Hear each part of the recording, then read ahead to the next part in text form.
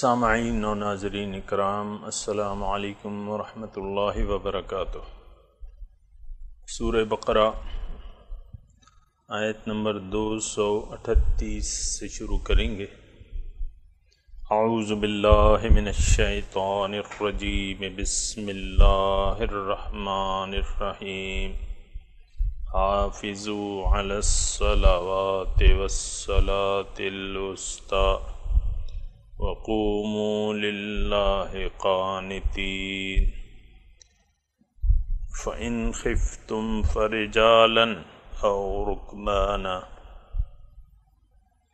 فإذا أمنتم فاذكروا الله كما علمكم ما لم تكونوا تعلمون،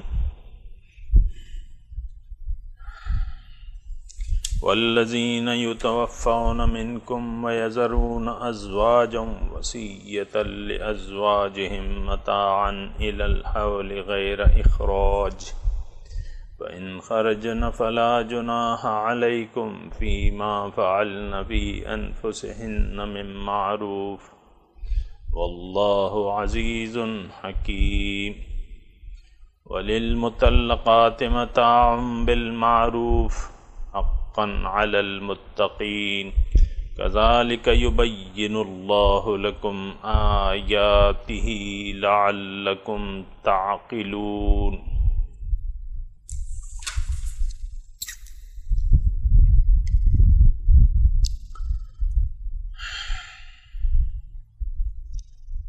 حافظوا علی الصلوات، اے مسلمانوں،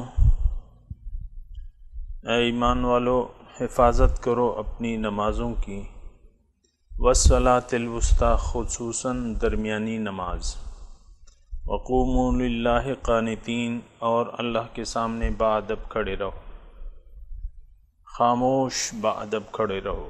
فإن خفتم، اگر تمہیں خطرہ ہو دشمن کا، میدان جنگ میں ہو یا اور کوئی خطرہ ہو، فرجالن، تو اگر تم پیادہ ہو، اور رکبانن، یا سوار ہو، تو تب بھی تم نماز پڑھ لیا کرو۔ فَإِذَا أَمِنْتُمْ، اور جب آپ امن کی حالت میں آ جاؤ، دشمن کا خطرہ نہ رہے، فَاذْكُرُوا اللَّهَ، تو پھر اللہ کا ذکر کیا کرو، كَمَا عَلَّمَكُمْ، جس طرح کہ اللہ تعالیٰ نے تمہیں تعلیم دی ہے، مَا لَمْ تَكُونُوا تَعْلَمُونَ، جو تم نہیں جانتے تھے۔ والذین یتوفون منکم، جو لوگ وفات پا جائیں تم میں سے، ویذرون ازواجا، اور اپنے پیچھے بیویاں چھوڑ دیں، وصیۃً لازواجہم، ان کو چاہیے کہ وہ وصیت کریں اپنی بیویوں کے لیے، متاعا الی الحول، 1 سال تک فائدہ اٹھانے کی، غیر اخراج، کہ ان کو نہیں نکالا جائے گا۔ فَإِنْ خَرَجْنَا، اگر 1 سال سے پہلے یہ خود نکلنا چاہیں، فَلَا جُنَاحَ عَلَيْكُمْ، پس تم پر کوئی حرج نہیں ہے، فِيمَا فَعَلْنَا فِي أَنفُسِهِنَّ مِن معروف، جب کہ وہ اپنے بارے میں کوئی فیصلہ کریں دستور کے مطابق۔ واللہ عزیز حکیم، اللہ تعالیٰ غالب ہے اور دانا ہے۔ وَلِلْمُطَلَّقَاتِ مَتَاعٌ بِالْمَعْرُوفِ، اور طلاق شدہ عورتوں کے لیے فائدہ ان کو فائدہ دینا ہے دستور کے مطابق، حقاً علی المتقین، لازم ہے متقیوں کے لیے۔ کذالک یبین اللہ لکم آیاتہ لعلکم تعقلون، اسی طرح اللہ تعالیٰ وضاحت سے اپنے احکامات بیان کرتا ہے تاکہ آپ سوچو۔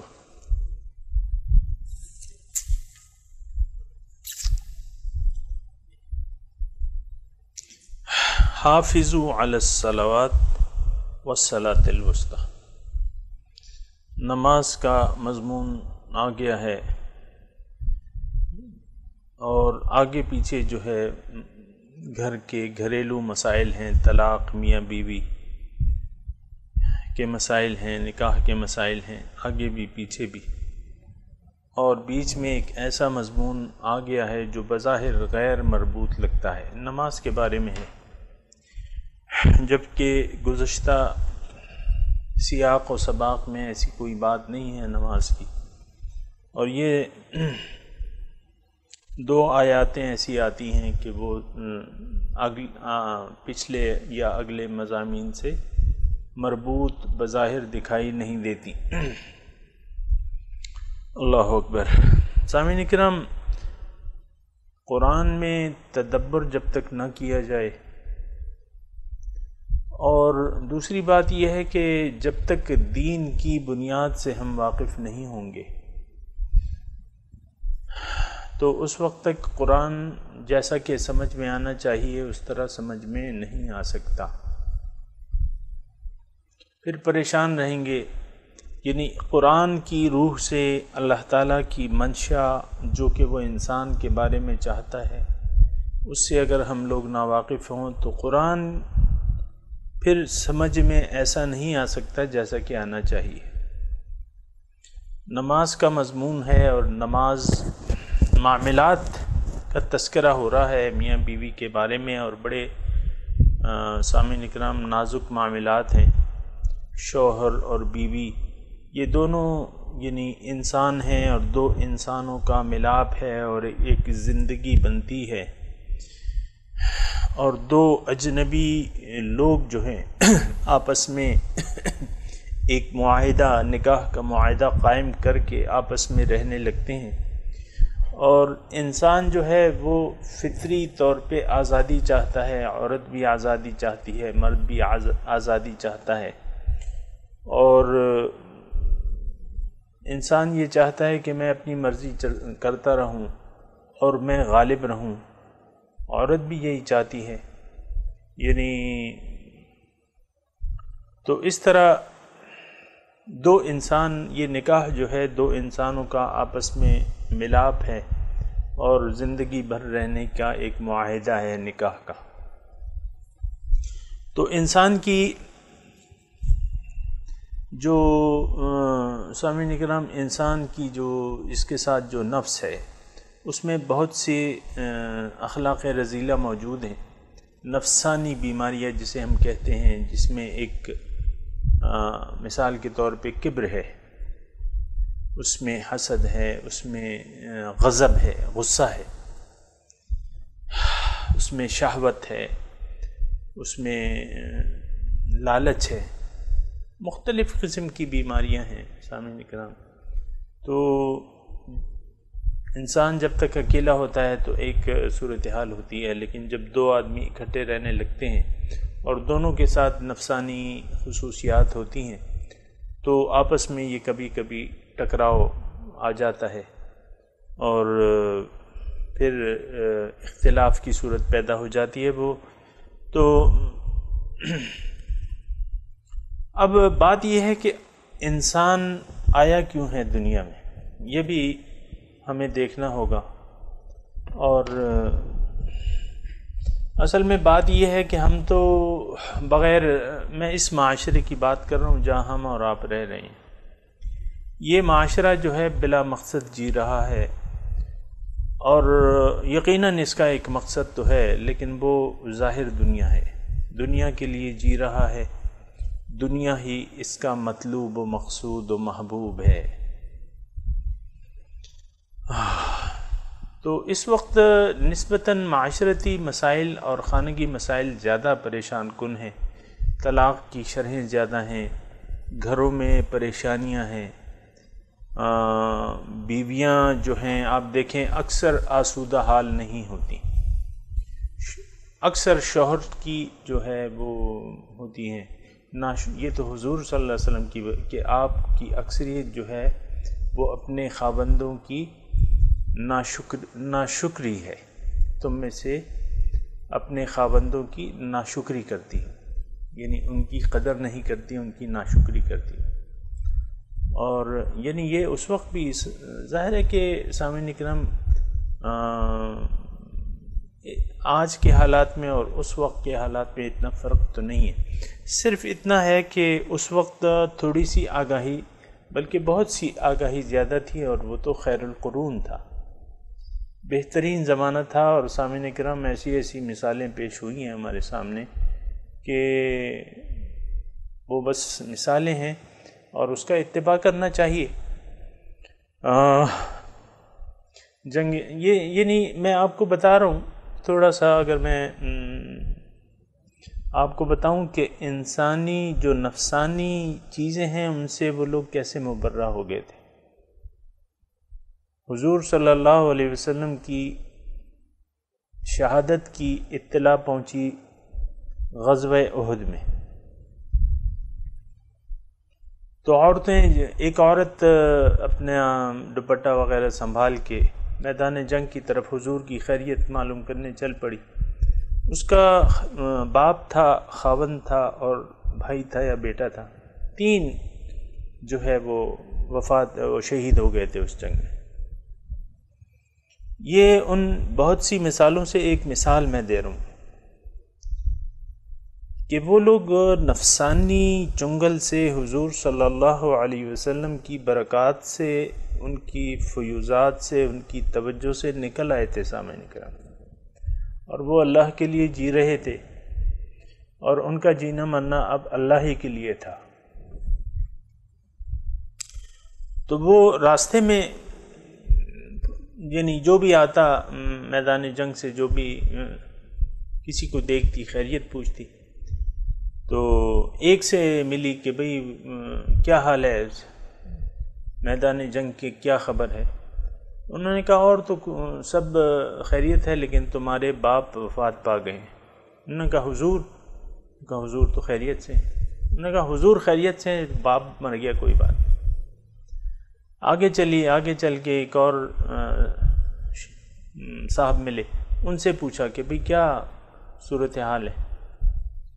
تو انہوں نے کہا کہ اور تو خیریت ہے، تمہارا جو شوہر ہے وہ شہید ہو گیا ہے۔ انہوں نے کہا حضور تو ٹھیک ہے۔ انہوں نے کہا حضور ٹھیک ہے تو بس خیر ہے، اگر شوہر نہیں ہے۔ پھر یا بھائی تھا یا بیٹا تھا، اس وقت وہ روایت مجھ سے تھوڑی سی ہو رہی ہے۔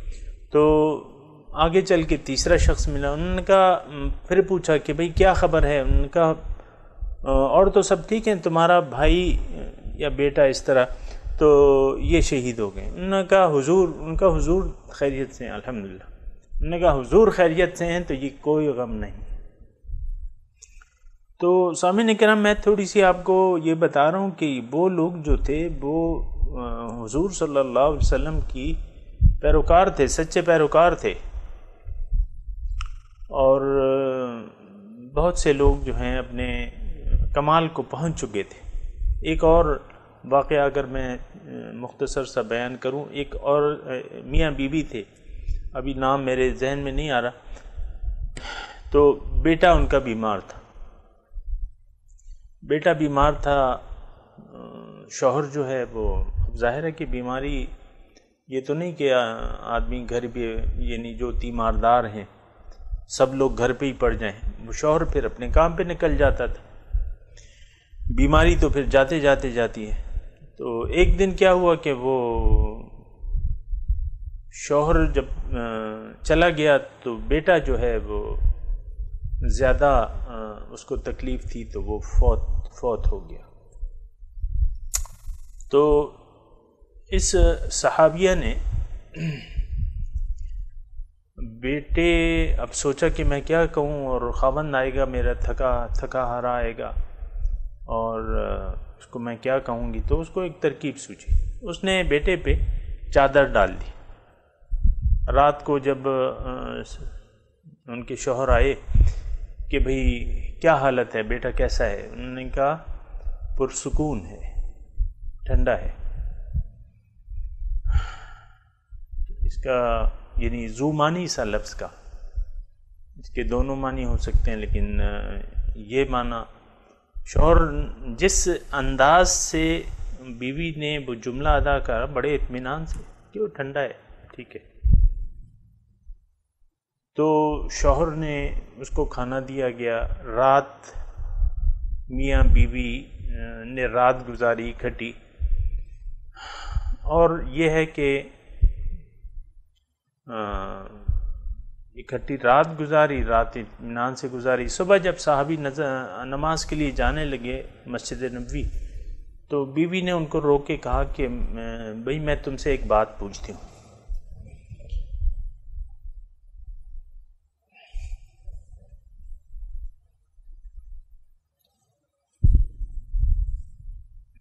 وہ یہ ہے تم مجھے بتاؤ کہ اگر تمہارے پاس کوئی امانت رکھ دے اور چند دنوں بعد وہ مانگے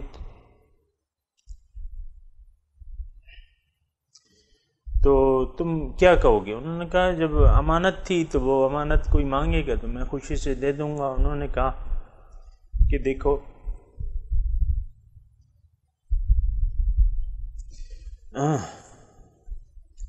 تمہارا بیٹا جو ہے وہ ایک اللہ تعالیٰ کی امانت تھی،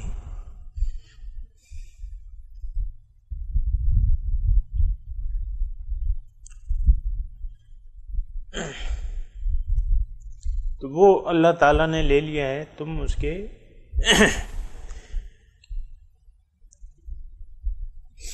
کفن کا انتظام کرو۔ بہرحال یہ میں آپ کو بتا رہا تھا کہ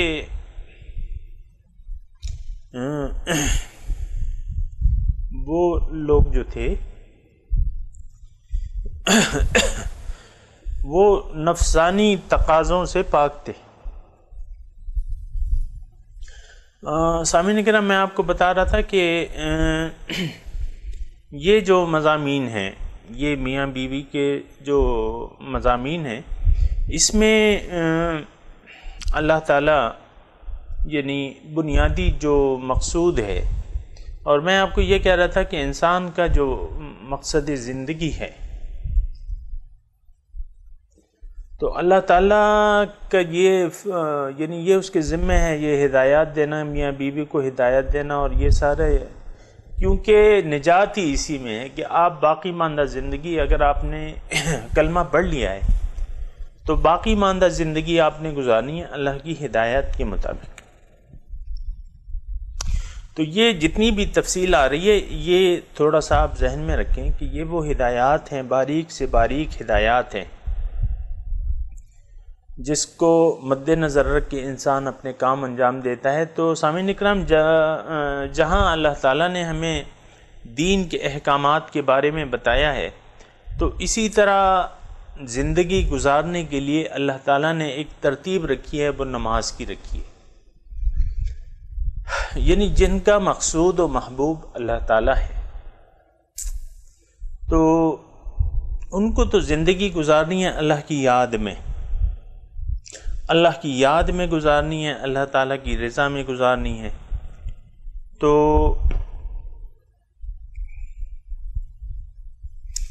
یہ سارے معاملات جو ہیں یہ کیسے کریں گے؟ اللہ تعالیٰ نے اس کی ہدایات دی ہیں، اور یہ ایک نماز کا جو ہے ضرور آپ ذہن میں رکھیں کہ نماز کی وجہ کیا ہے۔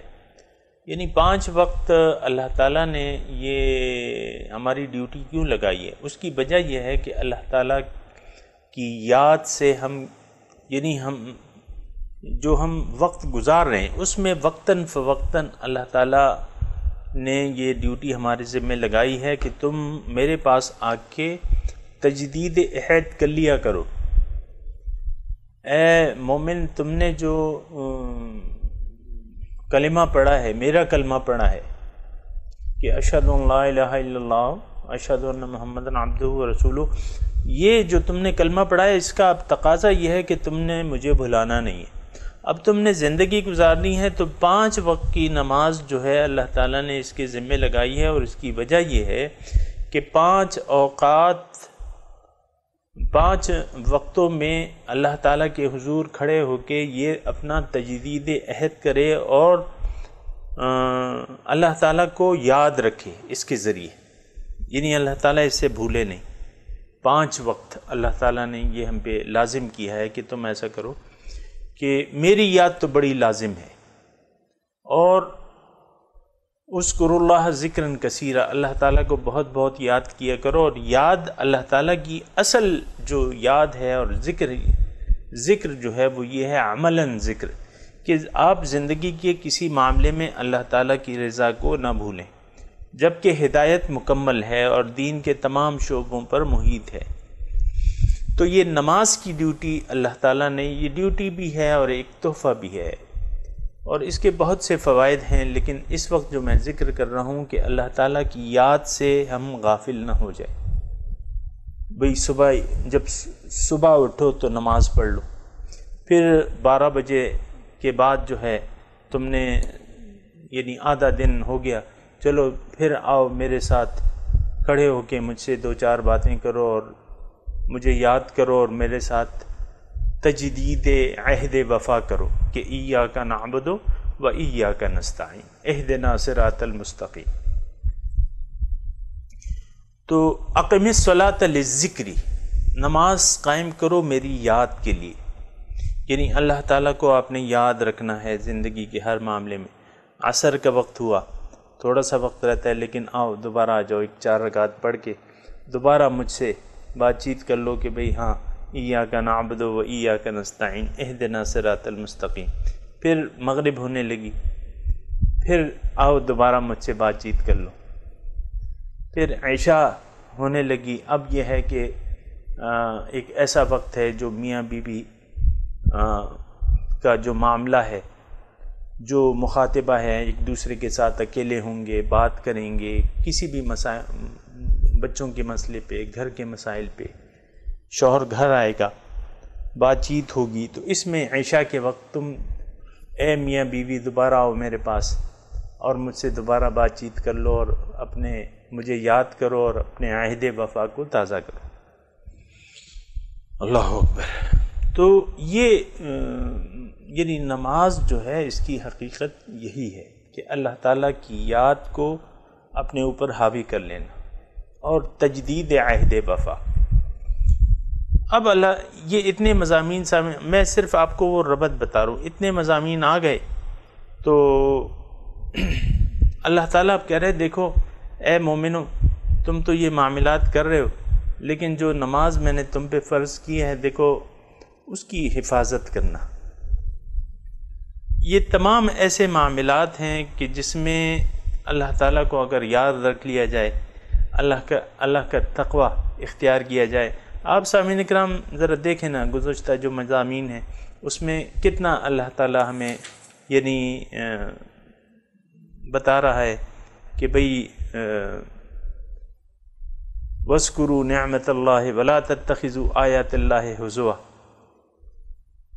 وَاذْكُرُوا نِعْمَةَ اللَّهِ عَلَيْكُمْ وَمَا أَنزَلَ عَلَيْكُمْ مِنَ الْكِتَابِ وَالْحِكْمَةِ يَعِظُكُمْ بِهِ وَاتَّقُوا اللَّهَ وَاعْلَمُوا أَنَّ اللَّهَ بِكُلِّ شَيْءٍ عَلِيمٌ۔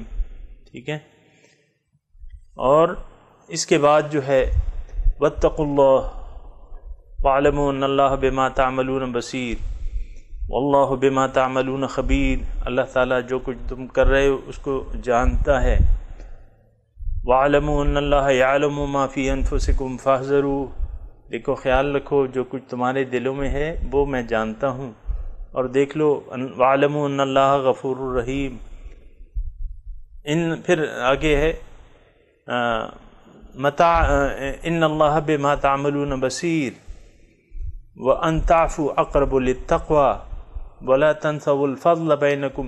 یہ مضامین جو ہیں یہ سارے تقوی، یعنی انسان اگر متقی نہ ہو، وہ اور باتیں تو میں نے آپ کو کی ہے نا کہ اگر یعنی مثال کے طور پہ دوبارہ کہہ دیتا ہوں ایک بات کہ اگر اللہ تعالیٰ کسی کا مقصود و مطلوب و محبوب نہیں ہے تو یقیناً وہ متقی نہیں بن سکتا۔ یہ بات جو ہے نوٹ کر لیں۔ اور اگر وہ طالب دنیا ہے تو پھر اپنے نفسانی خواہشات کے مطابق سارے معاملات کرے گا، جیسے کہ سامعین اکرام آج کل کر رہے ہیں۔ نہ تو ان مسائل کو ہم جاننے کی کوشش کرتے ہیں اور نہ معلومات، یعنی کون ہے، کون سا نیا جوڑا ہے جس کو تمام طلاق کے مسائل معلوم ہیں، جو فقہی مسائل ہیں، یا طلاق دینے کا طریقہ جو ہے وہ معلوم ہے۔ کتنے ایسے لوگ ہیں اب بھی نہیں جانتے، 3 طلاقیں اکٹھی دے دیتے ہیں اور اپنے آپ کو اللہ کے لعنت کے مستحق قرار دے دیتے ہیں۔ تو یہ تو وہ لوگ تو میری بحث سے یعنی خارج ہیں، صرف میں تو قرآن کی بات کر رہا ہوں۔ اللہ تعالیٰ اب کہہ رہے ہیں کہ دیکھو اے مومنو، تم یہ زندگی تو گزار رہے ہو لیکن اپنی نماز کی یہ اتنے مسائل نہیں آئیں گے اگر تم اپنی نماز کی حفاظت کرو۔ والصلاۃ الوسطیٰ، اور خصوصاً درمیانی نماز۔ درمیانی نماز سے مراد یہاں یہ ہے کہ نماز تمام شرائط کے ساتھ آپ ادا کریں، اپنے وقت پہ ادا کریں، اور آپ کی جگہ پاک ہو، مردوں کے لیے جو ہے باجماعت ہو، مسجد میں ہو باجماعت ہو، اور وضو صحیح طریقے سے ہو، امام ہو، اور پھر جو ہے حضور قلب کے ساتھ ہو۔ درمیانی نماز والصلاۃ الوسطیٰ، یہ درمیانی نماز جو ہے اس سے ہم غافل ہیں سامعین کرام، درمیانی نماز سے ہم غافل ہیں۔ ہم نہ تو اپنی نمازوں کی محافظت کرتے ہیں، وقت آیا نماز پڑھ لی، فارغ نہیں ہوئے نماز مؤخر کر دی، چلو پڑھ لیں گے، رات کو پڑھ لیں گے، رہ گئی ہے میری جی 2 نمازیں ابھی رہتی ہیں، ایسے کہتے ہیں نا بعض وقت، مصروفیات ہوتی ہیں، 2 نمازیں رہتی ہیں، یار میں نے تو آج 1 نماز بھی نہیں پڑھی۔ تو بات یہ ہے کہ یہ تو ان لوگوں کی میں بات نہیں کر رہا، لیکن میں اس وقت جو درمیانی نماز ہے، درمیانی نماز بہترین نماز، اس کا مطلب یہ ہے والصلاۃ الوسطیٰ، یعنی آپ دیکھیں کہ گنا ہے مثال کے طور پہ، اس کا 3 حصے ہوتے ہیں، ایک درمیانہ ہوتا ہے، ایک اوپر کا ہوتا ہے، ایک نیچے جڑ والا ہوتا ہے۔ کون سا حصہ بہترین ہوتا ہے؟ یقیناً جو اوپر کا حصہ ہوتا ہے وہ ذرا پھیکا ہوگا، جو نیچے ہوتا ہے وہ بہت میٹھا ہوگا، جو درمیانی ہے وہ مناسب ہوگا۔ تو درمیانی نماز ایک تو یہ ہے نا کہ آپ جلدی جلدی اٹھک بیٹھک کر لیں، وہ تو پھیکی رہی نماز، اور دوسری یہ کہ آپ پہ کام پڑے ہوئے ہیں، آپ نے خوب مطلب یہ ہے کہ ٹائم زیادہ لگا رہے ہیں، ایسی بات نہیں ہے۔ حضور صلی اللہ علیہ وسلم جب بچے کی مسجد میں رونے کی آواز آتی نماز کو مختصر کر لیتے۔ آپ پہ فرائض ہیں دن بھر کے، تو آپ اور یعنی خشوع و خضوع تو رکھیں، لیکن یہ ہے کہ یہ نہیں کہ آپ 1 گھنٹہ لگتا ہے تو آپ 2 گھنٹے لگا لیں۔ درمیانی نماز والصلاۃ الوسطیٰ، درمیانی نماز یعنی تمام شرائط کے ساتھ آپ اطمینان سے نماز ادا کریں، درمیانی نماز، اور نماز کی محافظت، تمام شرائط اور ضوابط اور شرائط کے ساتھ نماز ادا کریں، اور وقوموا للہ قانتین، اللہ کے سامنے خشوع اور خضوع اور خاموش باادب کھڑے رہے، قانت۔ ایسا عموماً ایسا کم ہوتا ہے سامعین کرام، ایسے نمازی آپ بہت کم دیکھیں گے کہ جو ان شرائط کے ساتھ اور مکمل آداب کے ساتھ نماز پڑھتے ہیں۔ ہم تو بس نماز کا ٹائم آتا ہے تو جلدی جلدی بس وہ ٹھونگے مار کے نا وہ اپنے آپ کو نماز سے فارغ کر لیتے ہیں، اللہ اکبر اللہ اکبر اللہ اکبر اللہ، جلدی جلدی وہ ٹھونگے۔ تو یہ نماز جو ہے تو اللہ تعالیٰ قبول کرنے والا ہے، لیکن یہ اللہ تعالیٰ کے احکامات کی خلاف ورزی ہے۔ ایک صحابی آئے مسجد میں نماز پڑھنے لگے، تو جب نماز پڑھ چکے حضور صلی اللہ علیہ وسلم نے ان کو بلایا اور کہا کہ صلی فإنک لم تصلی، اے فلاں تم نماز پڑھو کیونکہ تم نے نماز نہیں پڑھی ہے۔ انہوں نے دوبارہ جا کے نماز پڑھی، دوبارہ بھی اسی طرح تھی۔ تو پھر حضور نے ان کو بلایا کہ صلی فإنک لم تصلی، تم دوبارہ نماز پڑھو، تم نے نماز نہیں پڑھی ہے۔ 3 مرتبہ ایسا ہوا۔ پھر وہ صحابی کہنے لگے حضور مجھے آپ بتائیں کس طریقے سے نماز پڑھوں؟ حضور صلی اللہ علیہ وسلم نے ان سے کہا کہ دیکھو، یعنی نماز جو ہے تمام شرائط اور آداب کے ساتھ سکون سے، اطمینان سے، تمام ارکان آہستگی سے، تم تو جلدی جلدی نماز پڑھو، یہ نماز نہیں ہے۔ تو سامعین کرام ہمیں تو اس کا خیال نہیں ہے، ہم تو بس وہ فرض ادا کرنے پہ لگے ہوئے ہیں، جلدی جلدی جو ہے اٹھک بیٹھک کر کے، اور بس تو کوشش یہ کرنی چاہیے۔ آپ دیکھیں اکثر یعنی آپ نے جتنی بھی نمازیں پڑھی ہیں،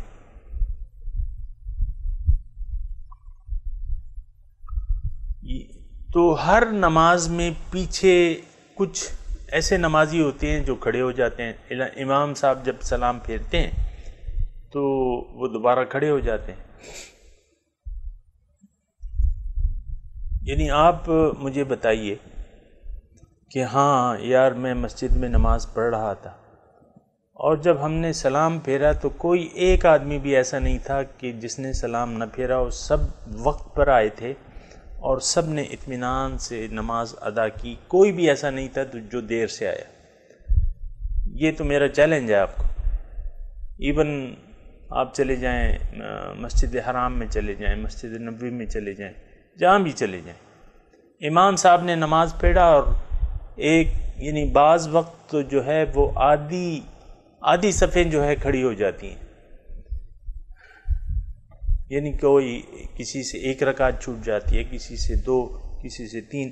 میں یہ نہیں کہہ رہا کہ یہ یعنی ایسا کرنا گناہ ہے، لیکن یہ ہے کہ یہ عادت تو نہیں بنانی چاہیے کہ بھئی ہم اس وقت جائیں گے کہ جب بالکل ٹائم پورا ہو۔ 5 منٹ پہلے انسان آ جائے تو ایسی نوبت تو نہیں آئے گی۔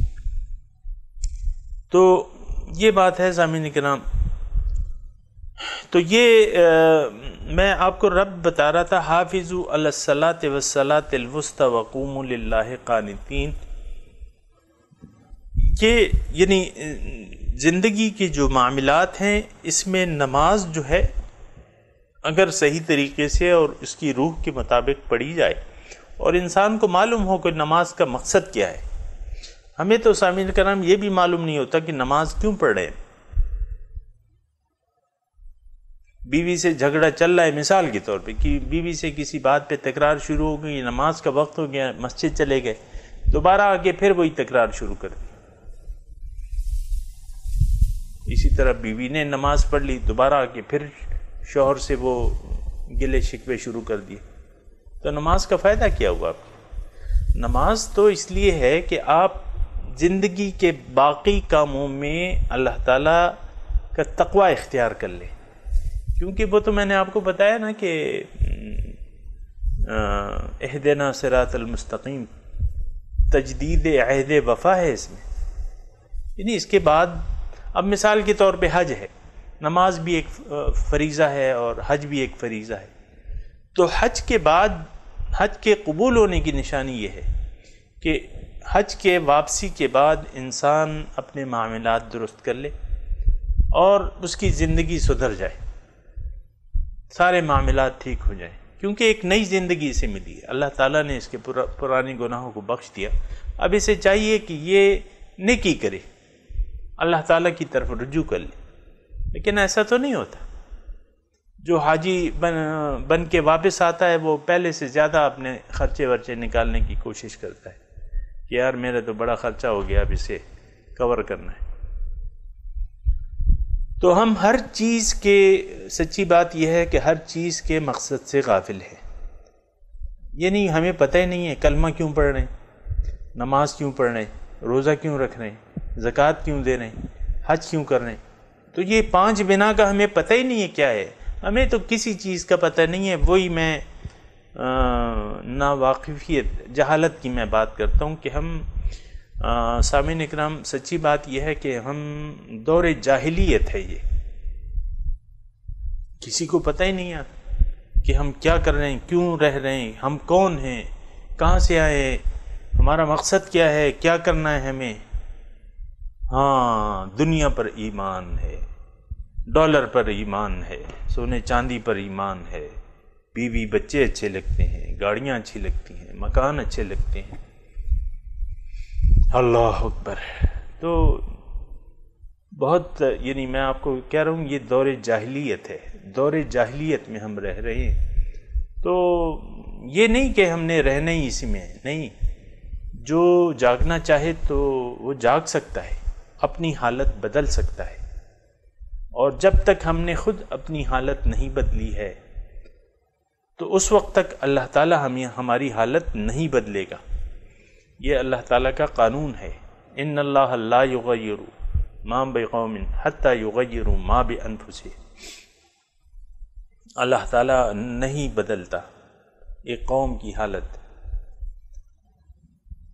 حتی یغیروا ما بانفسہم، جب تک وہ خود اپنی حالت بدلنے کو تیار نہ ہو جائیں۔ آج ہم مملکت خدا داد پاکستان میں رہتے ہیں، آپ دیکھیں ہمیں کسی کو من حیث القوم اپنے آپ کو بدلنے کا کوئی احساس نہیں ہے۔ چند مسائل ہے اس کا بس اس کی پریشانی ہمیں، مثال کے طور پہ حالیہ اس میں یہ بھئی دہشت گردی ہے، بد امنی ہے، یعنی اس کے گلے ہیں اور شکوے ہیں، یہ لوڈ شیڈنگ ہے، یہ فلاں ہے، یہ فلاں ہے، بیوی نافرمان ہے، بچے نافرمان ہیں، اور بس پریشانیاں ہیں، کاروبار صحیح نہیں ہے، اور گھر صحیح نہیں ہے جہاں میں رہ رہا ہوں، یہ دیکھو یہ کیا حالت ہو گئی ہے گھر کی۔ یعنی ہر ایک کے اپنے اپنے مسائل ہیں، اپنے اپنے، تو ان مسائل میں ہم پھنسے ہوئے ہیں۔ ہمیں یہ یعنی اس بات کا احساس نہیں ہے کہ بھئی ہم کون ہیں، ہماری حقیقت کیا ہے، ہمیں اللہ تعالیٰ نے کیوں پیدا کیا ہے، دین کا کیا مقصد ہے، نماز ہم کیوں پڑھتے ہیں، روزہ کیوں رکھتے ہیں، حج کیوں کرتے ہیں، کلمے کا کیا مطلب ہے، لا الہ کا کیا مطلب ہے، کوئی پتہ نہیں۔ ہاں دو چار پیسوں کی بات ہو تو کلمہ پڑھنے کو تیار ہو جاتے ہیں، اور سب سے پہلے لا الہ الا اللہ محمد رسول اللہ کا ورد شروع کر دیتے ہیں۔ تو یہ تو میں آپ کو کہہ رہا ہوں نا کہ دور جاہلیت ہے، اور دور جاہلیت میں آپ سے ہر دفعہ جب اب کہتا ہوں تو میں یہ کہتا ہوں کہ یہ گالی نہیں ہے، اس کا مطلب صرف یہ ہے کہ ہم ایک ایسے دور میں رہ رہے ہیں اور سانسیں لے رہے ہیں جہاں کسی کو کسی چیز کا کوئی پتہ ہی نہیں ہے، اصل حقیقت کا کچھ پتہ ہی نہیں ہے۔ آپ دیکھیں بڑے بڑے علماء کرام جو ہیں وہ غیبت کرتے ہیں، غیبت حرام ہے۔ جو مذہبی بھی ہیں اور سیاسی بھی ہیں وہ جن سے ان کا اختلاف ہے ان کی غیبتیں کرتے ہیں پریس کے سامنے، میڈیا کے سامنے ان کی، کہ بھئی وہ تو ایسا ہے، وہ تو ایسا ہے، وہ تو ایسا ہے۔ اور غیبت کیا ہے؟ کسی کی آپ برائی بیان کریں، یہ غیبت ہے جو اس میں موجود ہو۔ اور بعض ہمارے علماء کرام ایسے ہیں جو بہتان باندھتے ہیں۔ ابھی جب الیکشن کا دور آتا ہے آپ جائیں، یہ جو مذہبی جلسے ہوتے ہیں، مذہبی پارٹیوں کے جلسے ہوتے ہیں، وہاں کیا ہے؟ مخالف کی دھجیاں اکھیڑی جاتی ہیں، اس پہ تہمت لگائی جاتی ہے، اس پر جو ہے غیبتیں کی جاتی ہیں مخالف پارٹیوں کی۔ تو میں آپ کو یہی کہہ رہا ہوں نا کہ ہم من حیث القوم ایک دور جاہلیت میں رہ رہے ہیں، ہمیں کچھ پتہ نہیں ہے ہم نے کیا کرنا ہے، کہاں جانا ہے، بس اندھے بہرے ہو کے جو ہیں وہ زندگی گزار رہے ہیں۔ تو یہ کوئی زندگی تو نہیں ہے سامنے کا۔ تو اللہ تعالیٰ فرما رہا ہے، اب یہ دیکھیں یہ جو دوسری آیت ہے فَإِنْ خِفْتُمْ فَرِجَالًا اور رُكْبَانًا، کہ اگر تمہیں خوف ہو۔ اس آیت کا مطلب یہ ہے کہ اگر تمہیں خوف ہو تو کوئی بات نہیں، لیکن نماز نہیں چھوڑنا ہے۔ تم اگر پیدل ہو تو پیدل کھڑے ہو جاؤ، دشمن کا سامنا ہے تو خوف کی حالت ہے، دشمن تمہارے سامنے کھڑا ہے، تم اگر غافل ہو گئے تو وہ تم پہ حملہ کر سکتا ہے، اور تم اگر کھڑے ہوئے ہو تو پھر بھی تم نماز پڑھ لو، اشاروں سے پڑھ لو کھڑے ہو کر، بے شک تمہارا منہ قبلے کی طرف بھی نہ ہو۔ یعنی بہت سی اللہ تعالیٰ نے ایسی آسانی ہمیں دے دی ہیں، لیکن ایک نماز کی پابندی ہمیں کرنے کو کہا ہے کہ اگر تم پیدل ہو فرجالن، تو پیدل ہو، کھڑے ہو کے نماز پڑھ لو، رکوع سجود کی ضرورت ہی نہیں ہے، بس اشارے سے کر لو۔ اور رکبانن، سوار ہو تب بھی تم نماز پڑھ لو، گھوڑے پہ سوار ہو یا کہیں بھی ہو، ٹینک پہ بیٹھے پہ ہو تو تم نماز پڑھ لو۔ لیکن یہ یعنی اس حالت کا ہے سامعین کرام یہ حکم کہ آپ یعنی جنگ میں مصروف نہ ہو۔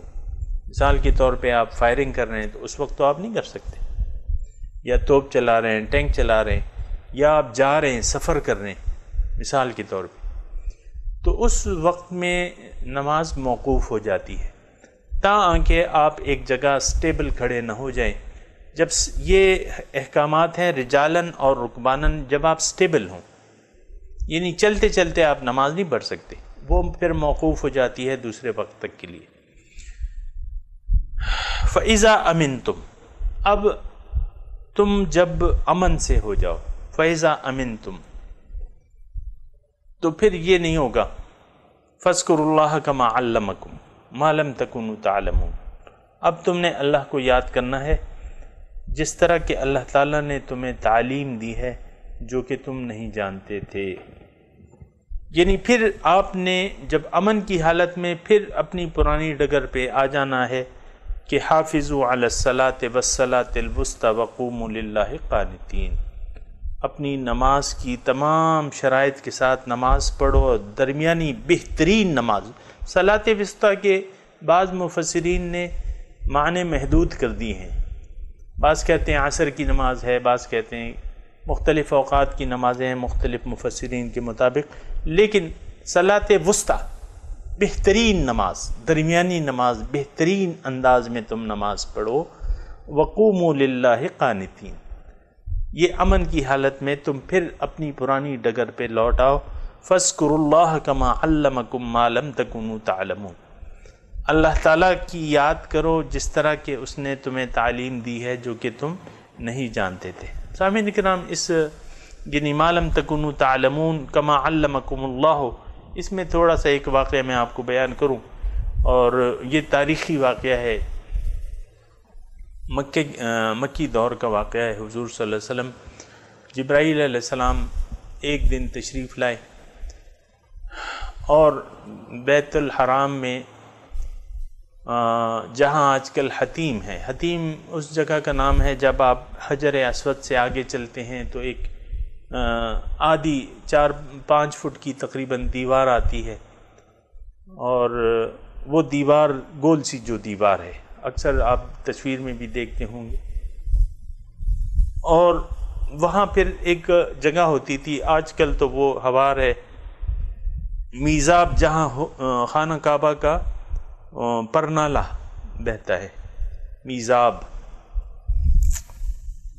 اس جگہ خاص طور پہ اس میزاب کی جگہ پہ جبرائیل علیہ السلام تشریف لائے اور حضور صلی اللہ علیہ وسلم کو اپنا مقتدی بنا کر پہلے دن پہلے اوقات میں نمازیں پڑھی، 5 وقت کی نمازیں پڑھی۔ پھر جو ہے دوسرے دن حضور صلی اللہ علیہ وسلم کو پھر مقتدی بنا کر 5 وقت کی نماز باجماعت ادا کی گئی۔ حضرت جبرائیل علیہ السلام امام تھے اور پیچھے حضور صلی اللہ علیہ وسلم تھے، اور آخر وقت میں یہ نمازیں ادا کی گئی۔ پھر تمام مطلب وہ جو کچھ جبرائیل علیہ السلام جیسے نماز پڑھتے تھے انہوں نے باقاعدہ نماز پڑھ کے دکھایا حضور صلی اللہ علیہ وسلم کو۔ اب یہ تعلیم جو ہے یہ اللہ تعالیٰ کی طرف سے دی گئی، کما علمکم ما لم تکونوا تعلمون، جس طرح کہ اللہ تعالیٰ نے تمہیں تعلیم دی ہے۔ اس میں کافی نقاط ہیں سامعین اکرام۔ ایک تو اب دیکھیں، یعنی اللہ تعالیٰ اسباب سے کام لیتا ہے، یعنی یہ تو آپ وحی کے انداز میں بھی بتایا جا سکتا تھا، لیکن جبرائیل علیہ السلام تشریف لائے، یہ عالم اسباب ہے، اور یہاں اللہ تعالیٰ اسباب سے تمام کام کرتا ہے سامعین کرام۔ تو فاذکروا اللہ کما علمکم ما لم تکونوا تعلمون، کہ تم اللہ تعالیٰ کو یاد کرو جس طرح کہ اللہ تعالیٰ نے تمہیں تعلیم دی ہے جس کے بارے میں تم نہیں جانتے تھے، ما لم تکونوا تعلمون۔ تو پھر حضور صلی اللہ علیہ وسلم نے، یعنی یہ ان کو پتہ چل گیا، حضور صلی اللہ علیہ وسلم کو اللہ تعالیٰ کی طرف سے بتا دیا گیا، پھر حضور صلی اللہ علیہ وسلم نے امت کو اس طرح تعلیم بتائی کہ صلوا کما رأیتمونی اصلی، اے لوگو اس طرح نماز پڑھو جیسا کہ میں نماز پڑھتا ہوں۔ تو نماز جو ہے اپنی مرضی سے نہیں پڑھنی چاہیے، نماز کے آداب معلوم کرنے چاہیے، اس کا طریقہ کار معلوم کرنا چاہیے، اس طریقے سے نماز پڑھنی چاہیے۔ سامعین اکرام، آگے جو تذکرہ ہے والذین یتوفون منکم ویذرون ازواجا، کہ جو لوگ تم میں سے وفات پا جائیں اور اپنے پیچھے بیویاں چھوڑ دیں تو ان کو چاہیے کہ وہ وصیت کریں اپنی بیویوں کے لیے متاعن الی الحول، فائدہ لینا ہے 1 سال تک، غیر اخراج وہ اپنے گھر سے نہیں نکالی جائیں گی۔ فَإِنْ خَرَجْنَ فَلَا جُنَاحَ عَلَيْكُمْ فِي مَا فَعَلْنَ فِي أَنفُسِهِنَّ مِن مَّعْرُوفٍ، اگر 1 سال سے پہلے وہ خود نکلنا چاہیں تو پھر اے وارثین تمہیں حق نہیں ہے ان کو روکنے کا.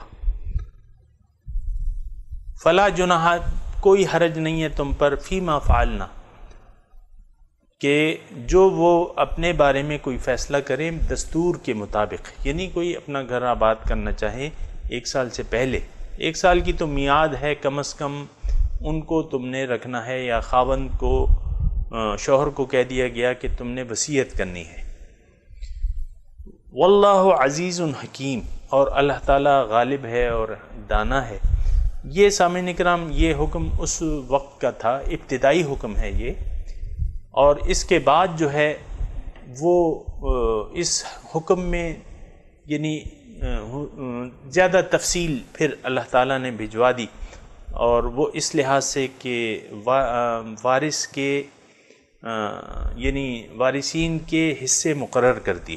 اس میں تو کہا تھا نا کہ وصیت، لیکن پھر جو ہے عدت کی میعاد بھی قائم کر دی.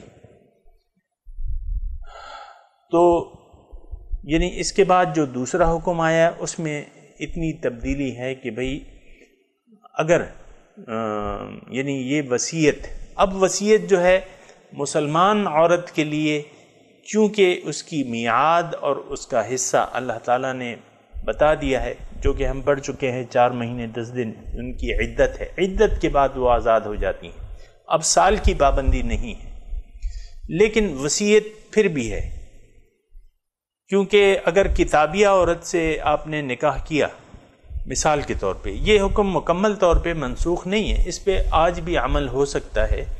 ایک کتابیہ ہے، عیسائی ہے، یہودی ہے، کتابیہ ہے، اس سے کسی نے نکاح کیا ہے تو کتابیہ کو وراثت نہیں ملے گی، کیونکہ اصول یہ ہے کہ مذہب جب تبدیل ہو جاتا ہے تو پھر وراثت منقطع ہو جاتی ہے.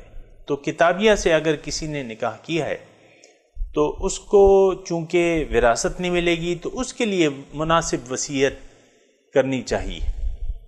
تو یہ اب بھی، یا ایک بیوی اپنے شوہر کی قاتل ہو گئی، کیسز آتے رہتے ہیں، تو قاتل کو وراثت نہیں ملے گی. تو پھر یہ ہے کہ اس صورت میں بھی اس حکم سے فائدہ اٹھایا جا سکتا ہے کہ اس کو کچھ نہ کچھ جو ہے وہ دے دیا جائے اور کچھ فوائد دے دیے جائیں.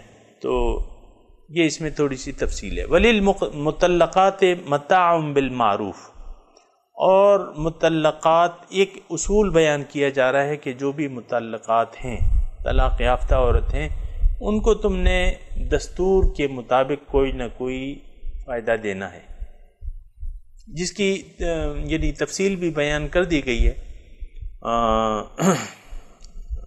عدت کی بھی اور جو دینا ہے اس کی بھی. لیکن یہاں ایک اصولی حکم ہے کہ وَلِلْمُطَلَّقَاتِ مَتَاعٌ بِالْمَعْرُوفِ حَقًّا عَلَى الْمُتَّقِينَ. یہ لازم ہے متقیوں کے لیے کہ متقی جب بھی اپنی کسی بیوی کو طلاق دیں تو اس کو اچھی طرح رخصت کریں اور ان کو فائدہ پہنچائیں، ان پر کوئی الزام نہ لگائیں، اچھی طرح ان کو رخصت کریں، کیونکہ انسان ہے اور عورت ایک انسان ہے، اور تکریم انسان اللہ تعالیٰ کے احکامات ہیں کہ اللہ تعالیٰ نے انسان کو عزت دی ہے. تو ہمیں کوئی حق نہیں ہے، بیوی آپ کی جیسی بھی ہے، لیکن ہمیں اس کو رسوا کرنے کا کوئی حق نہیں ہے. اس کی آپ نے تکریم کرنی ہے اور اس کو فائدہ پہنچانا ہے. متاعً بالمعروف حقاً علی المتقین. کذالک یبین اللہ لکم آیاتہ لعلکم تعقلون. اسی طرح اللہ تعالیٰ وضاحت سے تمہیں اپنے احکامات بیان کرتا ہے تاکہ تم عقل سے کام لو.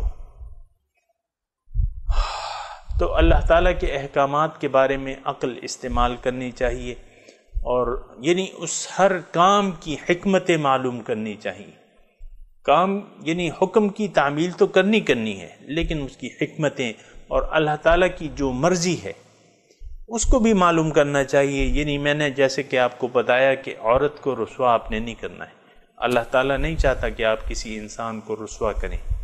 ٹھیک ہے، میاں بیوی میں ایسے معاملات اگر آ جائیں جو کہ جدائی کا سبب بن جائیں، لیکن آپ نے اس پر انگلی نہیں اٹھانی اور اس کو عزت سے رخصت کرنا ہے۔ اگر طلاق کا معاملہ بن گیا تو اس کو عزت سے، احترام سے رخصت کرنا ہے، اس پر انگلی نہیں اٹھانی، معاشرے میں اس کو بدنام نہیں کرنا اور اس کی تکریم کرنی ہے، کیونکہ وہ اللہ تعالیٰ کی مخلوق ہے۔